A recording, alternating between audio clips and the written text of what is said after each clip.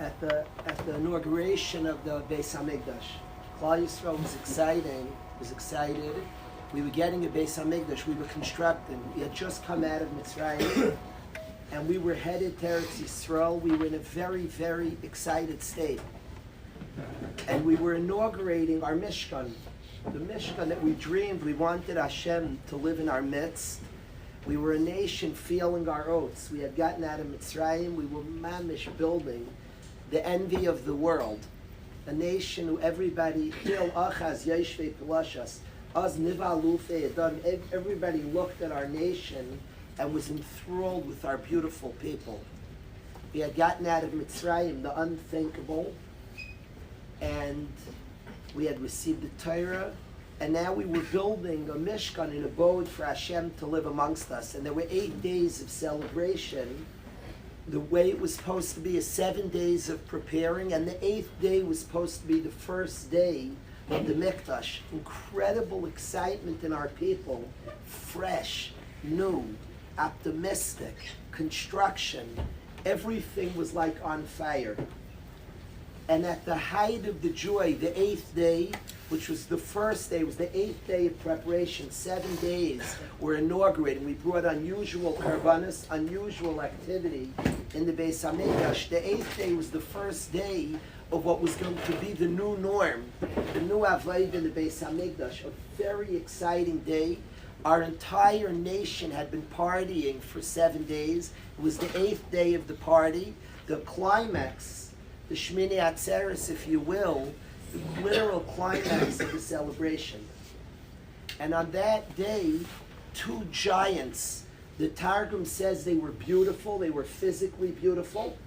It reflected, which beauty always does, it reflected a spiritual beauty. Aaron HaKohen had 2 beautiful sons. Aaron, the most beloved of our people. Aaron HaKohen, the Oyev Shalom, the Raid of Shalom. He had 2 sons who the Targum says were physically stunning. They were beautiful. People looked to them. They walked in a room and you asked, who are those people? Beautiful. Yedin Nadav Avihu. And tragically, in a very difficult to understand tragedy, the 2 sons of Aaron HaKohen were nifter. A lot is written. What happened? It seemed to have marred the simcha, the massive joy of our nation, and Nadav Avihu were nifter. They passed away at the height of the joy. Now the Mefarshim speak a lot to talk what was the lesson. Any chet attribute, they were great tzaddikim. Chazal say they were as big as Moshe and Aaron. They were as great as Moshe and Aaron. They were fabulous, huge tzaddikim. And certainly every time Klal Yisrael goes through something, our nation improves and builds. It's very unclear what it was we should work on. And the Mefarshim speak about it. Our Chaim HaKadosh says there was no Chet Barer. It's one of the longer Our Chaim HaKadosh that we have at the beginning of Achreimos. And it is a difficult event to understand, but somehow it did not only didn't it deter the construction of our people, it actually, B'kroivay Kadesh, there was something our nation learned and grew and developed somehow from this difficult, inexplicable tragedy. Our great nation still continued on and grew and built, not despite, because of and with and through, we learned lessons. Till today we have Torah and understandings, and the Or Chaim HaKadosh speaks a lot about the soul. It's interesting, the Beis Hamikdash was a place that said this world is deeper, is infinite. The Beis Hamikdash is a place where Hashem lives, and it taught the eternity of life, the eternity of the soul. And Nadav Avihu till today are spoken about, are learned from, increased Torah. Their death is mentioned many times in the Torah because it's considered something that had a big impact on Klal Yisrael. That was the death of these 2 beautiful people. After Dani and Eli were nifter, we had no Sefer Torah the Mesefta. And we decided we want to do a Sefer Torah campaign. I'd like to explain when shuls, yeshivas, write Sefer Torah, do not be cynical. So, shuls and yeshivas making money is holy. Shuls and yeshivas need money to survive, and any dollar they raise is wonderful, is an important dollar, any shul and yeshiva. But typically when people make a Sefer Torah campaign, they raise $500,000, $1 million, a few million. They also write a Sefer Torah, and it's a way organizations make money. We wanted a Sefer Torah from the Masifta. We had no Sefer Torah. We were borrowing inappropriate for a beautiful Makom Torah as this. And we decided that we're going to write a Sefer Torah. Eli and Dani's family and ourselves are going to raise the money to write a Sefer Torah that we're going to read from and learn from in the memory of these two precious souls that I'm going to speak about in a few minutes. That's what we decided to do. And the Sefer Torah guys raised money, the families raised money, we raised money for the Sefer Torah. We then wanted to give it to the Masifta, and one of the families emotionally wasn't ready. The Sefer Torah meant a lot to us, and we wanted to have the Sefer Torah, and it was frustrating, right? Oberlander was we were running it together at the time, and it was frustrating. I believe Rabbi Oberlander might be here. He was planning on coming. He's somebody who gave many, many years and was a tremendous part of building what we have today. And we wanted to have the Sefer Torah, and the family was not ready for the Sefer Torah. And we waited months and months and months to get our Sefer Torah that meant a lot to us. It was written for Dani and written for Eli, Le'ilu Nishmasam. And we waited to get the Sefer Torah, and finally the last Sunday of the winter's man, a year and a half later, we waited about a year, I believe. I know everything should be exact. We're talking about two people in Na'ilam Emes, and words should be Emes. If I'm correct, it was a year and a half later. It was Pesach. We're now sitting in Yud Cheshvan tonight. It was Pesach, I think the next year, if I'm not mistaken. It was not that year, so it was a year and a half later. And the family said, we're ready. The last Sunday of the Zman, the last day of the Zman, the next day everybody was leaving Waterbury. And we made Achnasa Sefer Torah for this Sefer Torah that we have till today. It was one of the nicest events I was ever at in my life. I could tell you interesting. Rachel Imenu's Yahrtzeit's tomorrow, and this song called Rachel Crying for Her Children, Rachel Mevak El Baneh, was a song that we sang and took comfort in. We sang that song a lot then, and Punkt, was here during the Achnasa Sefer Torah, the one who, Simcha Lein, I once saw an interview with him. Somebody asked him when the most special time he ever sang called Barama was, and he said at that gathering. At that gathering in Ray Oberlander's life, that was the most meaningful time. I once saw, he wrote in some article somewhere. It was a very elevated event. Hundreds of people were there. We danced the Torah from Ray Oberlander's house to the yeshiva. It was one of the most beautiful events I was ever at in my life. The next morning, we decided the whole yeshiva left. We had just gotten the Sefer Torah written to Eli and Dani. And the next morning, the yeshiva left that day. We had just gotten it. So we decided to make a minyan, the Rebbeim. We'll make a minyan just the day after the Zman. We'll still gather to make a Shachris. And we gathered a Shachris, and we took out the precious new Sefer Torah to read from it the first time ever. And the first words we ever read from the Sefer Torah dedicated to Dani and Eli were Achrei Mai Shnei Bnei Aaron Ve'yamusim. After the death of the two sons of Aaron, B'krei V'yakadesh. Those that are close to me, I sanctify myself. Things happen that you won't necessarily understand. At the height of construction and building, things happen, and good things will yet come. And Klal Yisrael will build, not just despite, but through, and people will move forward. Those are the first words. There's just the story that happened. Nobody thought of this. Nobody realized it. When the Baal Korah read the first words, there was like a stunned silence. The first words he ever read, the Torah, that the Torah Chaim, Rabbi Kron Shlita was the one who read the words of the Sefer Torah, and the first words in this yeshiva we ever read from the Torah, dedicated to Eli, dedicated to Dani, was the Torah repeating Achrei Mai Shnei Bnei Aaron Vayamusa, the death of the two sons of Aaron at the height of the celebration. And I could say in our yeshiva that we were impacted greatly. And they both had a tremendous b'chayim in their lives, had a tremendous impact on the yeshiva, and in their death had a tremendous impact. I think it's a turning point in the history of the yeshiva. It's not what I want to talk about tonight. I think it was a turning point. Many of their friends, picture after picture, their friends have beautiful families and have built and constructed. And amidst difficulty and pain and sorrow, we saw a tremendous siyata d'shmaya. And we saw people take a difficult event that's hard for us to understand, an event we cry and still mourn, but we saw construction, we saw continuous construction. I want to talk about an aspect of Eli and an aspect of Dani. Specific tonight, I want to tell you what the last picture of Eli that is on this picture. I want to tell you a little bit about this point. They both, Eli and Dani, love the siyumim in the yeshiva. The end of the year, the siyumim are electric. And guys, we have to get back. We have to be mechaziket. Guys compose songs about the Messiah, and we have to go back to that. More Grauman songs, speeches, raps. The guys go wild. My sons have performed at many Yesiyum. And the Siyumim are epic, are life-changing. What's gorgeous is the sophisticated guy, once in a bloom when I'll meet a new guy in Yeshiva or a young guy who's still very raw.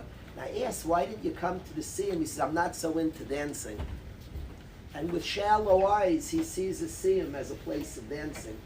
For one who has better vision, the siyumim are people celebrating each other's success. The Bacher worked hard and grew, and guys go crazy over each other's success. There's something so gorgeous to that we're proud and feel good on this. It's interesting, over the years, rarely this has happened. Sometimes somebody didn't finish a Masech and try to make a siyum in one way or another, and it doesn't work. The siyumim are very natural outpourings of love and appreciation for somebody's success. And guys are excited about, and people sing and dance and celebrate and speak, and there's an outpouring of love, really an appreciation of somebody's success, and we celebrate the growth, the Torah that was learned, the Torah that was incorporated. They're just beautiful celebrations of a human being's marriage to Torah, of the impact Torah is in human being. Eli and Dani loved the siyumim. They were very big part. They were always in the middle dancing. You saw a lot of pictures dancing. It was very appropriate. Dani was on the football field, one of the best football players we ever had in the yeshiva. We'll talk about that soon, why that's important. But they both at the siyumim, a lot of pictures of the siyumim, they were very, very active at the siyum. Eli specific, Elio Schonbrun loved the siyumim. He loved them. And he was a big participant in singing it. He makes this decision before the summer. The siyumim are always at the end of the year. They always were, and they continue to be at the end of the year. Very, very rare. It happens almost never that we make a big siyum early in the year. Not because guys don't finish Masechtas, and everybody should make siyumim. And we've had small siyumim in yeshiva, and there should be siyumim at any point in the year. The specific type of siyum I'm talking about, of celebrating the year, and the person's embracing Torah, and journey with Torah, and through Torah, that's unique to the end of the year. And Eli was at these siyumim, and big, he loved these siyumim, and he was very active at these siyumim. He makes a decision that he wants to see him at the beginning of the year during Elul. Makes that bizarre, why? I want to make a siyum at the beginning of the year. And he learns a Masechta over the summer in Camp Heller. The old Shorish was the Camp Heller. And we had gone to that camp together, a lot of us. And he gets Chavrus, and learning did not come easy, but he worked, put in with Eli Gurwitz, and he finished a Masechta over the summer. During Elul, at the end of Elul, we made a siyum. His father and grandfather told me in his life and after his life that it was the happiest day of his life. That the last picture was of Eli making his siyum. And his father, Reb Mati, and his Zayd told me, while he was alive and after he was nifter, that it was the happiest day of his life. I don't think I'll ever forget that siyum. We've never done that to that point. We did an end of the year siyum, all the dancing, the songs. We made a siyum. His parents came up. He wanted, and we did it. And we made it at the end of Elul. And he was nifter right after Sukkot, a few days after Sukkot, Yud Chesh, when he was nifter. And he had his neshama knew that he needed that siyum. And he made the siyum. We celebrated in what his father and grandfather called the happiest day of his life. And I wanna say to the guys, we could talk about celebrating somebody else's success, which remarkably his celebrating somebody else's success led to his grand success of the happiest day of his life, that he finished the Masechta, he made an attachment to Torah, but I want to speak about Kavod Torah. The Siyumim are about not just learning Torah, but respecting Torah. And Kavod Torah, respecting Torah. And I wanna say that in the yeshiva, that Eli had a tremendous respect for Torah. He had just started, right, Kestenbaum Shir, said a very hard Iyun Shir. And I loved asking him in the hallway how Shir was going, and he would like shake his head, whoa, it's hard. But with such a pride, he respected Torah, he loved Torah, he wanted Torah, and forever in the yeshiva, he's a legacy of Kavod Torah, of honor for Torah, love of Torah, appreciation of Torah. And I want to share that story. I want to share that story of Eli making his siyum, this nace, an absolute nace. There's no natural to that. We've seen this yeshiva as a place of nisim. Nobody could explain to me that. It's just a nace. It's a place of closeness to Hashem here, and the guy decides he needs the end of the year siyum, so make it at the end of the year. No, he needs it now. He worked hard and pushed it, and he wanted one of those siyum and made the siyum right before his time. He was supposed to go to the Bezin, till Shemayim, to Olam Haba, and he made this precious siyum that Eli made. So I wanted to share that with the Chevra. I wanted to specifically speak about, in Eli's memory, Kavod Torah, really having a kavod for Torah. I want to ask the guys, when the Sefer Torah comes out, Kavod Torah, show respect to the Torah. The Torah comes out, quiet. The Torah is out. On the bima, could one talk la halacha, ben gab, Kavod Torah, decorum, the Torah is out. Two friends are learning, not to disrupt Kavod Torah. Our own sidarim, equal to learning, equal to investing, to respect the Torah, respect your seder, appreciate it. Sit down, chavrusa. Sit down, buy a nice Gemara, a nice Sefer. Don't just, you're using the yeshiva's one, that's just till this till you can buy.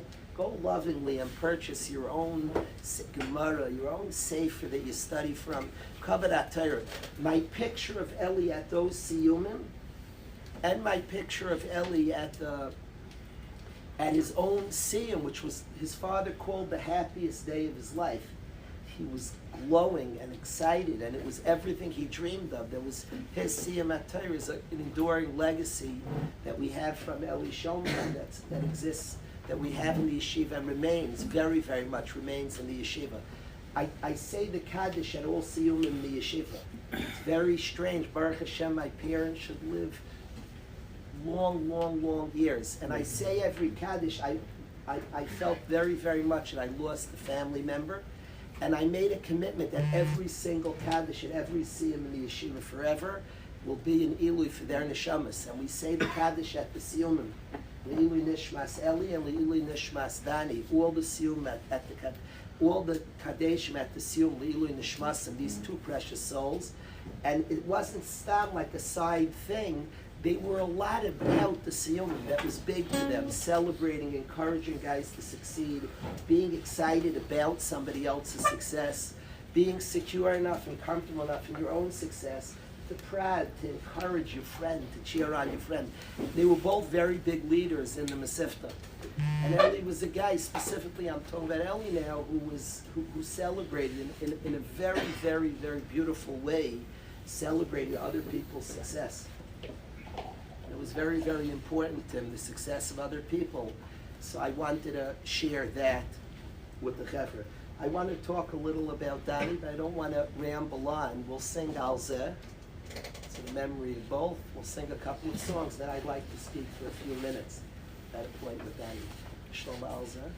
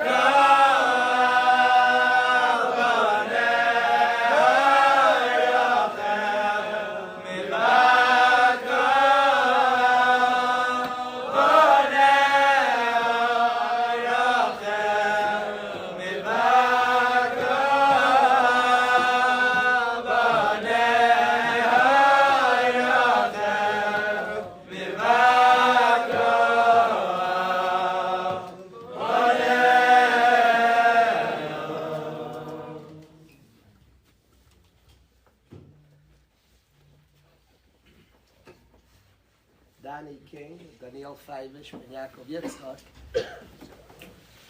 was a very gifted person. I have like a recollection that hits me different times of going with my kids, watching the guys in yeshiva play football and having a discussion.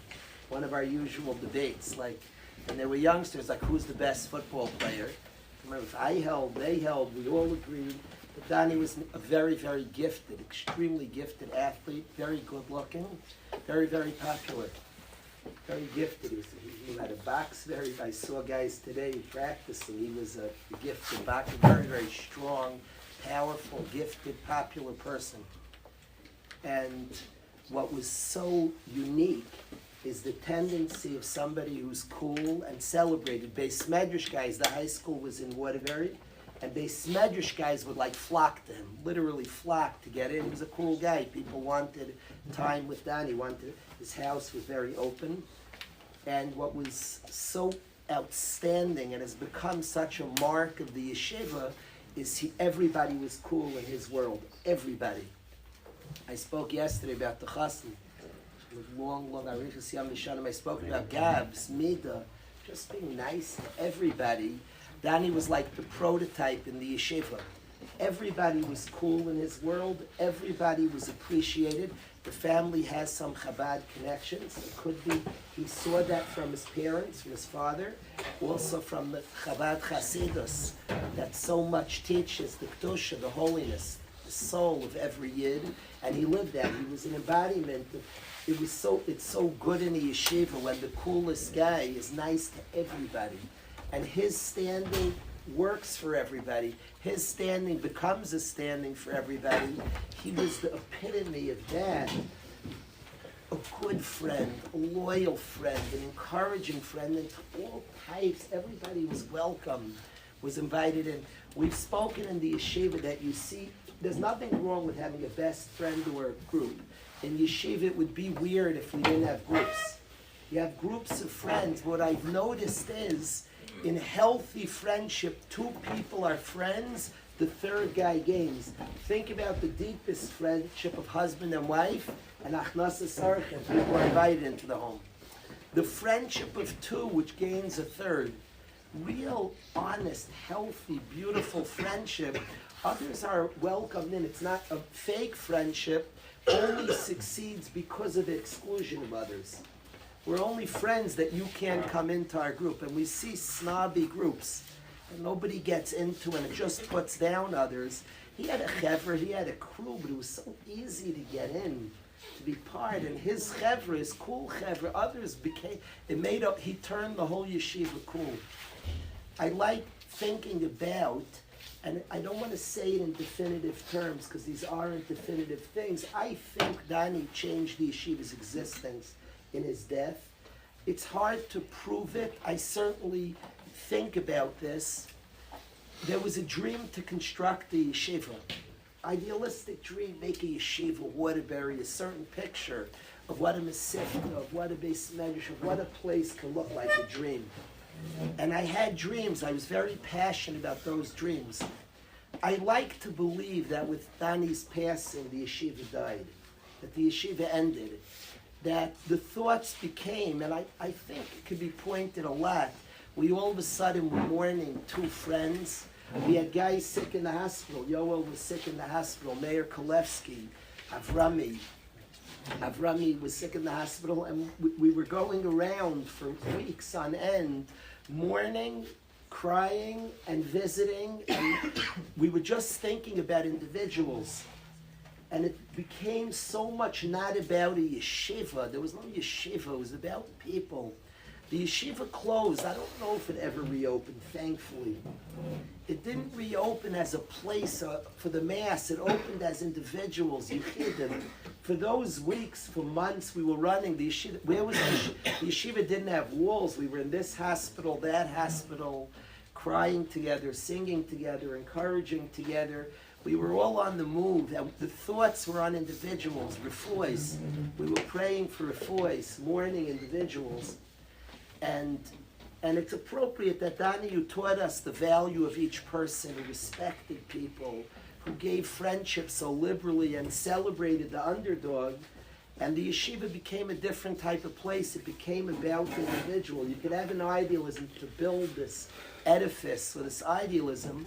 Avram was the most idealistic person probably who ever lived, Avram Avinu, for sure up there. Avram Avinu. And he was building maybe the most important idealism in the world, our nation, and yet the parsha says, "Hanefesh asher asu b'charan." Avram Avinu had hundreds of thousands. The Rambam describes Avram Avinu had a whole world, and yet when the Torah describes him, it talks about one soul that was with him.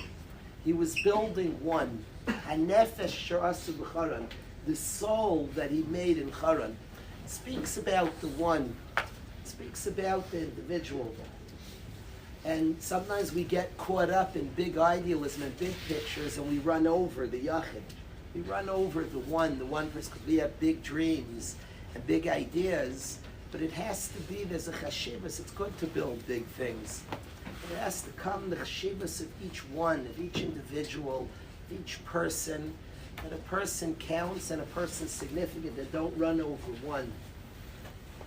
This change of mentality in the yeshiva, there's many a guy can attest has been thrown out of the yeshiva. He's bad for the building. He's bad for the idealism. I love him. I just can't have him in the big idealism. And I hear there's a structure you're building. I do hear it. I don't know what the answer is, that you're trying to build something. Are you allowed to build something? Yeah. Maybe also build him. Maybe don't run over the one.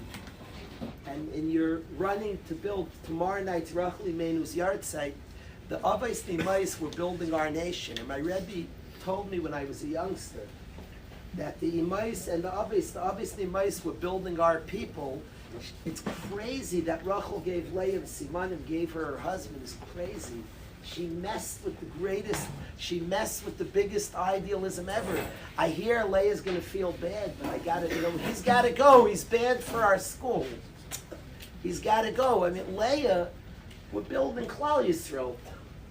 Leah's feelings, Leah's going to be insulted. It didn't seem to cause good effect to have two imais, multiple shvatim. There were difficulties with that. And yet you see that she dropped the whole idealism, I shouldn't say dropped, it wasn't lost the feelings of the individual. Rachli Meinu remembered the Yachid, the individual, in her construction of the people. She didn't forget the individual. And Rachel, whose prayers always stand up for our nation. Amidst tragedy of going into Gullus, we passed by Rachli Meinu's kever. It always was a comfort that Dani and Elvi sang Kol B'Rama Nishma a lot then. And we're very careful, we don't just sing it and then it comes to Tisha B'Av. Rachli Meinu's Yartzeit, Dani and Elvi's Yartzeit, we sing Kol B'Rama Nishma, the cry of Rachli Meinu. She, who saw the need of the individual, she who in the construction of our people didn't sacrifice the individual, is very, very there when our nation faces destruction. We were on the way to Gullus. We purposely passed by the roadside grave of Rachli Meinu. And we cried B'zchusa, and she cried for us, and she always cries for our people. She's always, Chazal speak about the tefillas of Rachli Meinu are always answered for Klal Yisrael. Rachli Meinu's prayers are answered.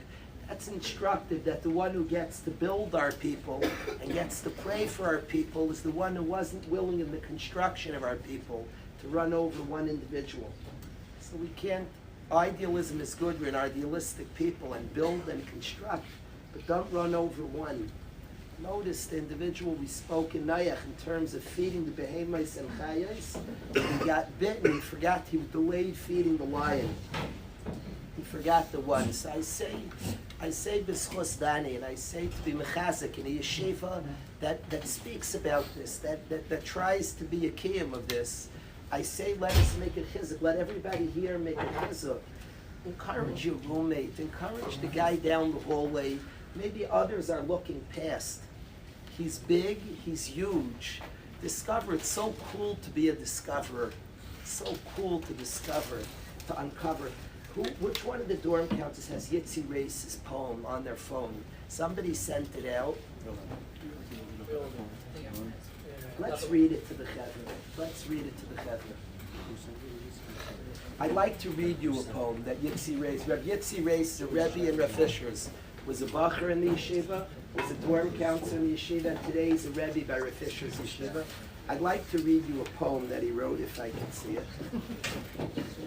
Listen to a poem he wrote about the dorm counselors, and a lot of this happened and should continue to happen with Dani King. I've come here today to tell you a story about a group of explorers and an uncharted territory.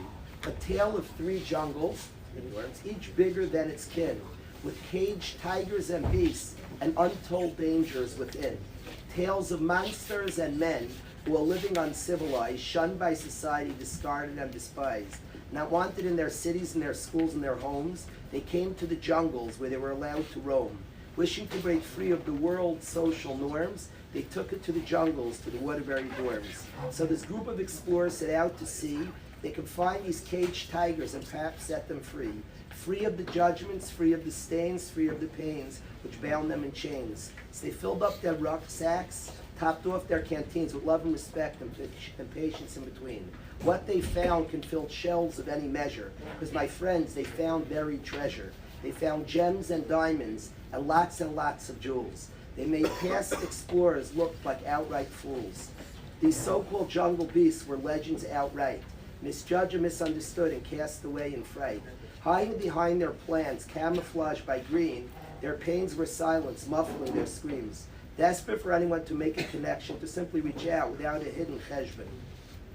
Now, what's different about these explorers from others, you may ask, who have failed to see beauty when set with the task? These explorers have been taught and guided, you see, to find the undiscovered greatness hidden amongst the trees, to respect and love each living being and to allow it to grow in the way that it needs. Where others might just see anger and distrust, they've been taught to value and respect, regardless the cost. Where others have judged and ignored their finds, these explorers have discovered many brilliant minds. These tigers will be unleashed, unhinged and uncaged, set upon the world, determined to make a change. Celebrating and respected when they were once pitied, they'll return as champions to their homes and cities. Everywhere they go, their roar will be heard, helping other caged tigers feel respected and understood. Each year they'll return to the jungle where their journey began, to explore the unexplored and share the experience firsthand. But as long as there will be jungles, dark and misunderstood, there will also be explorers determined to find the good. A beautiful, beautiful poem by Rabbi Yitzi Reis.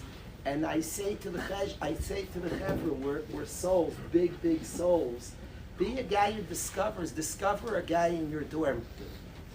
It's interesting. One of the dorm counselors told me about one of the Bachrim. The yeshiva spoke a lot about one of the Bachrim. I didn't have a chance to speak a lot to this Bacher. I want to. I was in the middle of an interview. I'm talking. I called over the Bacher, let him explain the yeshiva. The guy spoke. It made my jaw drop. It made the guy who was doing the interview knew this Bacher as a kid. He was like jaw dropping. The intelligence, sophistication. Because the dorm counselor, somebody discovered this Bacher. I say don't overlook. We're soul. Don't overlook anybody. Don't overlook, value, appreciate, discover, uncover, be smart. I say b'schos Dani, the 2 things that I'm saying, b'schos both of them. I'm saying kavod Torah. Let's respect the Torah, Rabbi say. Kavod Torah, the siyumin that Dani and Eli loved, that Eli was zeicher to make. And let's respect Hashem's people. Don't overlook somebody. Give loyal, honest friendship. Dani's the picture to me of loyal friendship. He's a tremendous friend. He was Yoel's best friend. Tremendous friend. What a loyal friend. You could trust him with a secret. He was somebody very trustworthy and a loyal, good, healthy friendships. The Rebbe loved him. He was very close to Rabbi Madlinger, very close to Rabbi Russ. Every Rebbe wanted a kesher with Dani. So I say to create friendship. It's very, very chashuv. We speak in yeshiva. It's not so pashut to say shah to 2 yidden talking. Shah. 2 yidden talking is a mitzvah. You have to be very careful. Do you imagine a guy put on tefillin and you say take off the tefillin? Shah is a chiddush. Shah is a tremendous chutzpah. It's brazen to say 2 yidden not talking. There should be more talking in yeshiva. People say shah and Waterbury we say talk. Talk. Go to the dorm and talk to somebody. Talk. Go on a walk with a guy, listen, hear. There's so much. It's interesting. We have a new Bach in Yeshiva, Yehuda Klitnik. His brother is one of my best friends. Yahrtzeit Klitnik's a beautiful person. Beautiful Yid. He helps his parents. And his parents have a store for years. He works hard. He's a hard-working person. He works with his family, and they work together in a beautiful way. They're kind beyond. They're kind beyond the amount of chesed that store. It's a pella. They make money. I have to train them to stop giving freebies. They give and share and are kind people. There's so many beautiful people. This year we have Yehuda Klitnik in Yeshiva. People have to have open eyes, discover. You'll find worlds that will change your life. It's interesting. Guys come here, look to talk to a Rebbe. It's good. You could get from a Rebbe. You know, there's a guy in the room next door. You could change your life. Guy next door, you go on a walk with him and talk and see and discover. You'll blow your mind. You'll blow your mind. And we constantly see in Yeshiva, when you have opportunity, you talk to somebody. You can't believe it. You can't believe what's going on. And when I was Snicky's share yesterday, he told me there was a big debate broke out. A kid said, whoever doesn't wear a yarmulke doesn't believe in God. So a kid who's not wearing, he's not putting it on yet, he said, I don't wear one yet. He said, I talk to God a lot, many times a day. The whole shit, he's described it. The whole shit. The Bachar is articulate and intelligent, and the whole shir was like stunned. He taught the shir to talk to Hashem. Everybody should talk to Hashem. This Hasidic Shabachar, the Haidina person, this elevated Yid, gave a lecture, a quiet guy, and he taught the whole shir to talk to God. Talk to Hashem. People are looking. I was Snicky described, it was amazing in the shir. Go out and meet somebody and talk. It's something I wanted to share. Maybe we'll hear, maybe, Yoel, am I saying the right things, Yoel? Good. Yoel was extremely, his best friends, Eli and Dani, were his two best friends. It was a Nes Min Hashemayim. I have to say, we talk about the yeshiva went through something difficult, and Hashem has plans. The yeshiva had tremendous, all the friends. We were broken, and yet somehow, inexplicably, we built bigger and more through it, and we don't know the cheshbonis of Hashem. And I say to a people that's been rocked, Hashem has cheshbonis, and we're building. We're a nation. We're moving forward and building and constructing big stuff. The Eli and Dani and Olam Haba being well taken care of. I davened to Hashem for over a year. I asked Hashem to show me that they're happy. I had this thing, and I have to see them happy. And for 1 year, I davened my brains out. Hashem, I need to see them happy. And Hashem didn't give in for a year. A year and a half later, the story happened, and I felt that I was Kalish my Yahrtzeit. I did something good, and they came. I saw them in a dream, and I saw them very happy. Both of them. It's the only dream of my life. I never had another dream. I'm not a guy that people who have dreams, who see things. It was different than anything I've ever seen in my life. I wasn't thinking that day. I think about them a lot. I had stopped davening for 6 months. Hashem didn't want me to see, I thought. And I saw Olam Haba both very, very happy. So I was I saw them both. It's the only dream I ever had in my life. And Hashem, I had a story during the day, and I think I had Siyata D'Shmaya, and I woke up in the middle of the night, I woke my wife up, and I saw them. Hashem allowed me to see. It's Pashut. Both of them have tremendous schar, and the yeshiva, we grew tremendously. So we don't always understand Mishpatei Hashem, the challenges and the difficulties we don't always understand. But I want to say that we're building. We're a nation that builds the Krevei HaKadosh, and we move forward and construct and build. I want to specifically this year, amidst difficulty going on, share that. Yeah, Shlomo, Eli, sing us something beautiful. You pick something really. I want for the Chevra anything beautiful, something uplifting and beautiful. And then I want to say closing words. Something uplift. Each of you pick something nice. Who gave me this? We know what you want.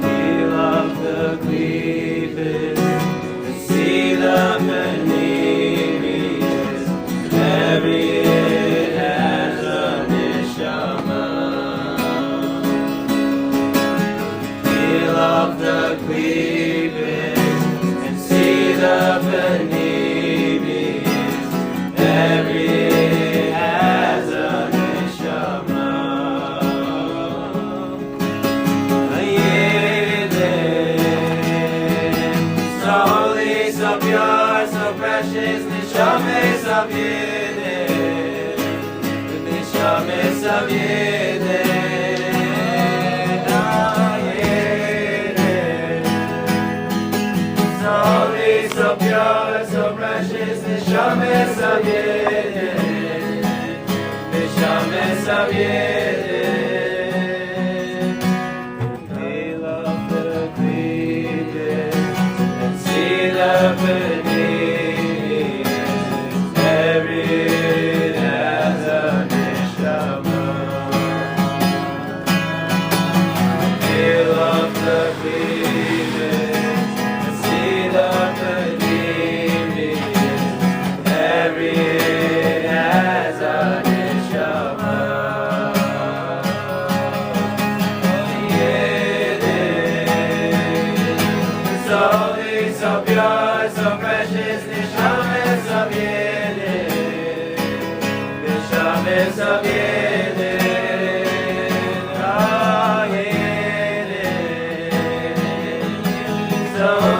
so pure, so precious, Neshames of Yedin, Neshames of Yedin.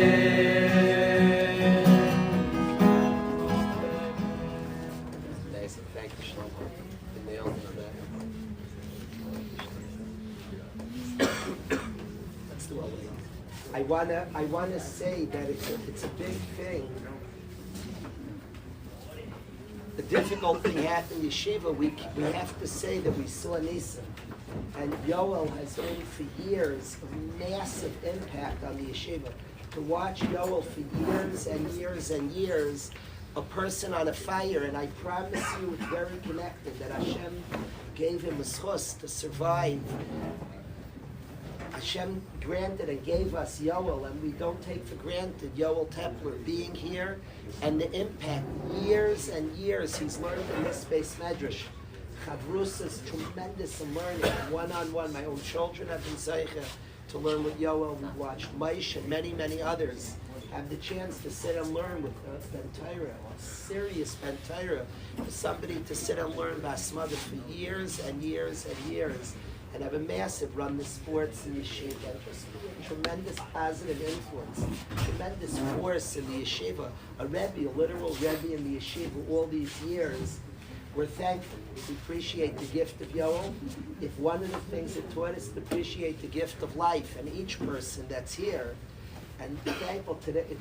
There's also, there deserves to be a Suda Saidah today, also a Suda Saidah. We will mispalel then and davening for refuahs and Yeshuas, and Hashem granted to have Yoel all these years. I want to thank Yoel for how much he means to Yeshiva. Tremendous thank you, Yoel Tepler, for all the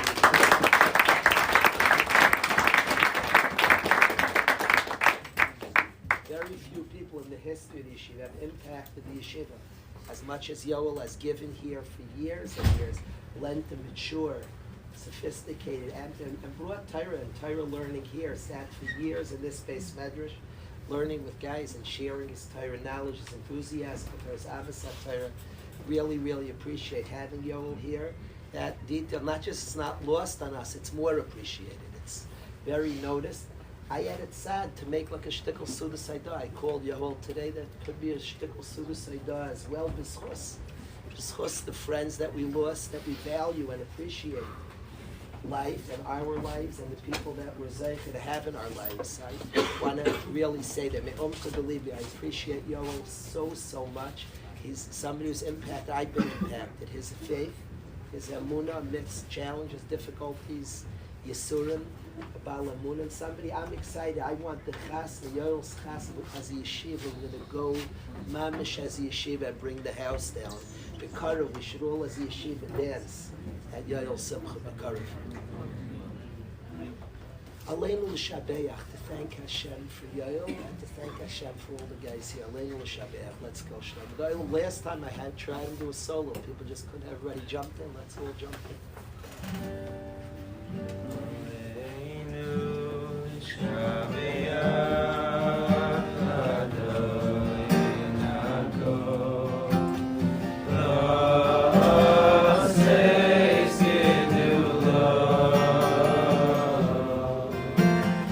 Yahrtzeit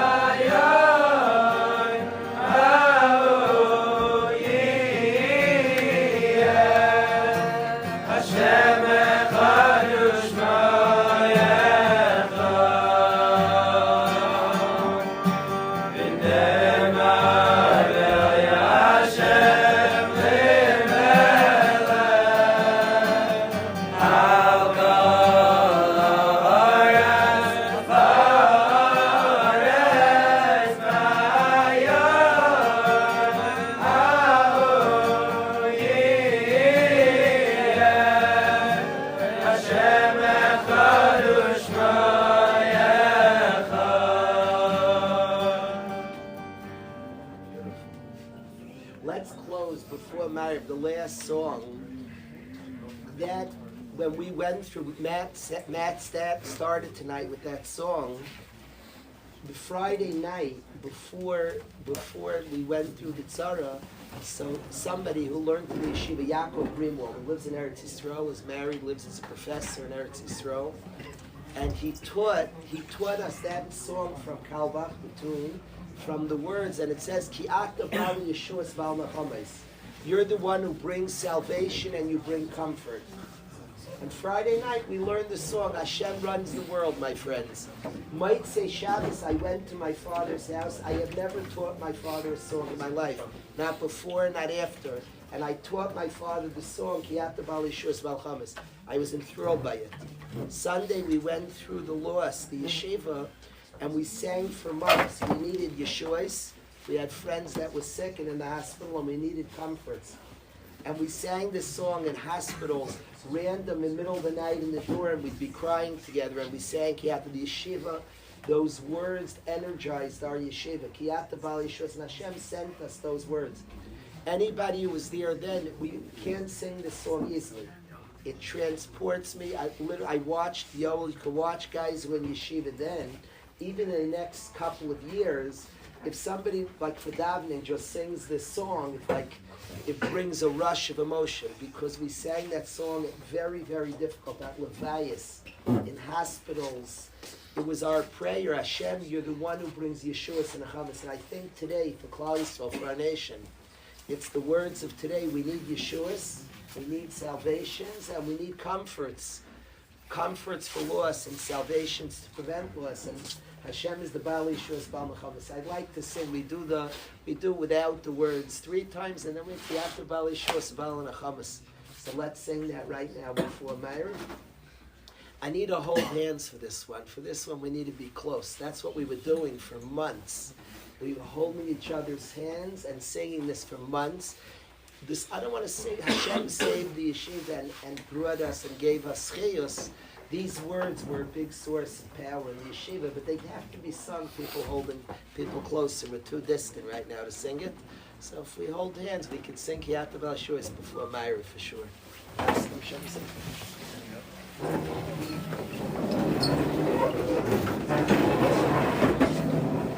We were in a little start, pretty high.